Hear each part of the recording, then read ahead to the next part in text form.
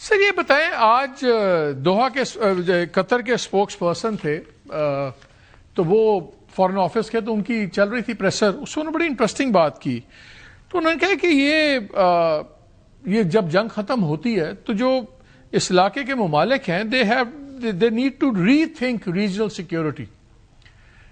اس rethinking regional security کا کیا مطلب ہے؟ کیونکہ ایران کی ایک بہت بڑی یہ بھی ڈیمانڈ ہے کہ آپ یہاں سے امریکن بیسز کریں، ختم کریں، یہ کریں وہ کریں، جبکہ یو اے ای کی جو پرنسس ہیں ریم بنت ابراہیم، انہوں نے ایک انٹرویو میں بڑا سختی سے کہا کہ بھی ہم تو ڈبل ڈاؤن کر رہے ہیں اپنے دوستوں پہ، یعنی کہ اسرائیل امریکہ پہ، اینڈ نتھنگ ڈوئنگ.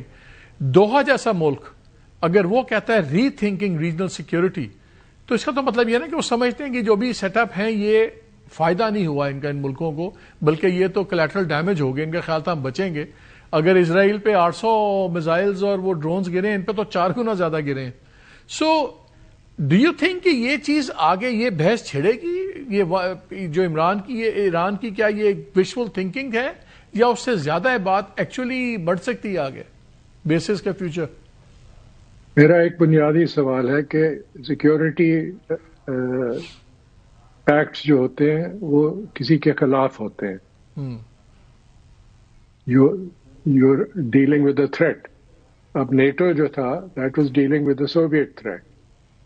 تو کافی لوگ بات کرتے ہیں کہ اسلامک نیٹو، ٹرکی، سعودی عربیہ، پاکستان. سوال یہ اٹھتا ہے کہ کس کے خلاف؟ ایران کے خلاف یا اسرائیل کے خلاف؟ اب یو اے ای نے اسرائیل کے ساتھ اکنامک ریلیشن شپ کافی گہری پیدا کر لی. شاید اگر ڈیولپمنٹس ٹھیک گئی، سعودی عرب بھی ابراہیم اکارڈز جوائن کر لے، تو پھر یہ سیکیورٹی پیکٹ کا مطلب کیا ہوگا؟ یہ صرف ایران کے خلاف ہوگا. یہ پاکستان کے لیے ایک بڑی مشکل بات ہو جاتی ہے، کیونکہ ہمسائے ملک کے ساتھ، جس کے ساتھ ایک ہسٹری ہے. آپ کو پتہ ہے کہ کوئی کسی کو انہوں نے ایکیوز کیا of allowing the country to be used against the other. Imran Khan نے پریس کانفرنس جو کی تھی تہران میں، اس نے پبلکلی یہ کہا تھا، اور جنرل ناصر منیر اس وقت DG ISI تھے، اور انہیں یہ بات پسند نہیں آئی تھی کہ یہ ایک نیشنل سیکیورٹی کی بات. انہوں نے سر عام کہہ دی کہ we will stop allowing terrorist groups to operate from our territory and you will stop your terrorist groups from operating against Pakistan. تو یہ بھی ایک ہسٹری ہے اور یہ سامنے رکھنی پڑے گی پاکستان کو کہ does it want a permanent antagonism with Iran یا دوستی چاہتے ہیں، کیونکہ ایران پہ بہت ڈپینڈنس ہے پاکستان کی، تیل کی، بجلی کی، بلوچستان کی خاص طور پہ.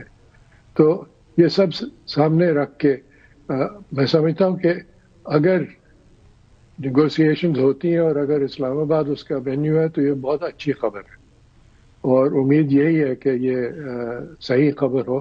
لیکن اگر صدر ٹرمپ پہ آپ ڈپینڈ کر رہے ہیں کہ he'll follow through on it، تو I have my doubts، کیونکہ he can change his mind.